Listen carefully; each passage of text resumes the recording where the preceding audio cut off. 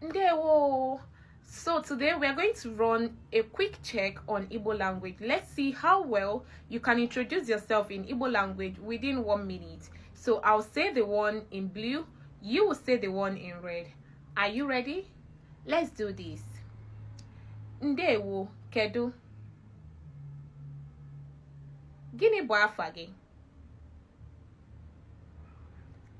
Onye ebe ka ị bụ? Ebe ka ị bi?